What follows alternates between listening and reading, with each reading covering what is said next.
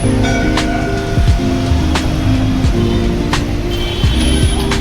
સાથે સાથે તમને ખોડિયારમાંના દર્શને ફરીથી કરી દઉં. ચાલો જઈએ જય ખોડિયારમાં.